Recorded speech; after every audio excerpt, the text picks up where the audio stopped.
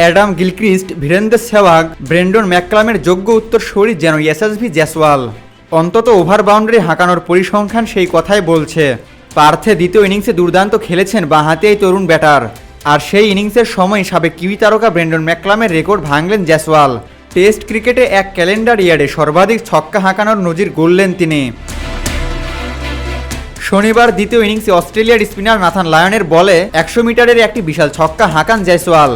সেই ছক্কার সঙ্গে তিনি ভেঙে দেন সাবেক কিউই অধিনায়ক ব্রেন্ডন ম্যাককালামের রেকর্ড। 2014 সালে ম্যাককালাম 33টি ছক্কা হাঁকিয়ে রেকর্ড করেছিলেন। তবে পার্থ টেস্টে দ্বিতীয় ইনিংসে নিজের 34তম ছক্কাটি হাঁকিয়ে রেকর্ডটি নিজের করে নেন ইয়াশাসভি।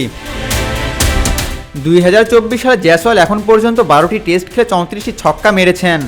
যদিও ম্যাককালাম মাত্র 9টি টেস্টে এই রেকর্ড করেছিলেন, তবে ইয়াশাসভির ধারাবাহিকতা এবং পরিশ্রমই তাকে এনে দিয়েছে এই অনন্য অর্জন।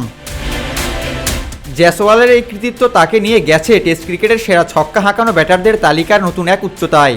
সেই তালিকার তৃতীয় স্থানে আছেন ইংল্যান্ডের বেন স্টোকস। 2022 সালে 26টি ছক্কা মেরেছিলেন বাঁহাতি এই ব্যাটার। যুগ্মভাবে চতুর্থ স্থানে আছেন অ্যাডাম গিলক্রিস্ট এবং বীরেন্দ্র সেহবাগ।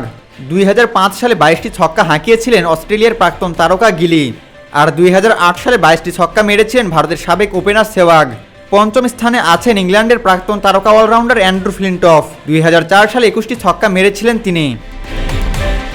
তবে এই রেকর্ডের চাইতেও আরও বেশি প্রশংসিত হয়েছে জয়সওয়ালের দ্বিতীয় ইনিংসের ওভারঅল পারফরম্যান্স।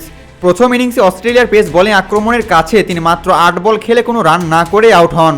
তবে দ্বিতীয় ইনিংসে ছিলেন একেবারে ভিন্ন রূপে। প্রথম ইনিংসে মাত্র 150 রানে অল আউট হওয়া ভারত দ্বিতীয় ইনিংসে ছিল একেবারে অপ্রতিরোধ্য। দ্বিতীয় দিন শেষে বিনা উইকেটে তাদের সংগ্রহ 172 রান। অজিদের থেকে লিডে রয়েছে 218 রানে, যেখানে সবচেয়ে বড় অবদান জয়সওয়ালের। 193 বল খেলে 90 রানে অপরাজিত আছেন এই ব্যাটার। তার এই ইনিংসে ভর করে ম্যাচের ড্রাইভিং সিটে রয়েছে ভারত।